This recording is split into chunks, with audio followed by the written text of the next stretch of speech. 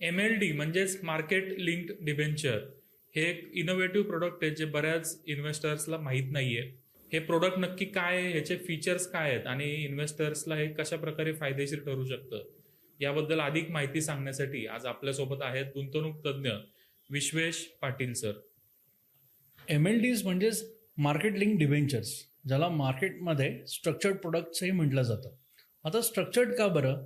तर सगळ्यात महत्त्वाचा फायदा आज इन्व्हेस्टरला असा होतो की नक्की कधी, किती आणि कुठे इन्व्हेस्टमेंट करावे कळत नाही. पण ज्या लोकांना असं हवं आहे की मार्केट नक्की डायरेक्शन काय आहे, की इथून अजून किती करेक्शन येईल किंवा इथून किती जास्तीत जास्त रिटर्न्स मिळतील, तर यांच्यासाठी मार्केट लिंक डिबेंचर हा सगळ्यात उत्तम पर्याय आहे.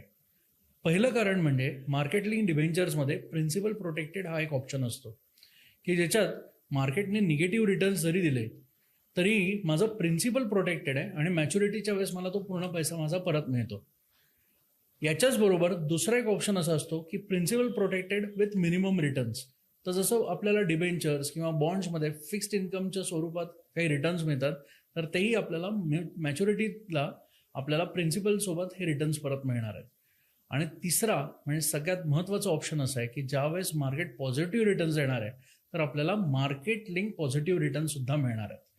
म्हणजे फायदे काय झाले, तर तुम्ही एकाच ठिकाणी तुमचा पैसा गुंतवताय पण तुम्हाला मार्केटच्या व्होलॅटिलिटीचा काहीही त्रास होणार नाही आणि तुमच्या पोर्टफोलिओलाही तो प्रोटेक्टेड ठेवणार आहे.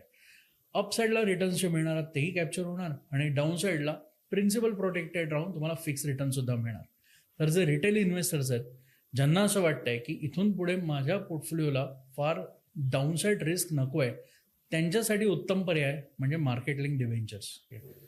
तर मार्केट लिंक डिबेंचर्सचा विचार करताना आपल्याला एक लक्षात घ्यायचं आहे की मार्केट लिंक डिबेंचर्स आज 18 महिने, 24 महिने आणि 42 महिने म्हणजेच 1.5 वर्ष, 2 वर्ष आणि 3.5 वर्षांसाठी अवेलेबल आहेत.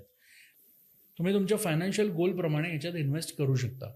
पण अजूनही एक गोष्ट तुम्हाला लक्षात ठेवायची आहे की याला प्री मॅच्युअर विड्रॉल अवेलेबल नसतं, त्यामुळे तुम्हाला मॅच्युरिटीलाच याच्यातून पैसा काढावा लागेल. याचाच अर्थ याला त्या पर्टिक्युलर टेनरसाठी लॉक इन हे आवश्यक आहे. अशा प्रकारच्या कुठल्याही इन्व्हेस्टमेंट प्रोडक्टची निवड करताना फायनान्शियल ॲडवायझरचा सल्ला घेणं खूप गरजेचं आहे.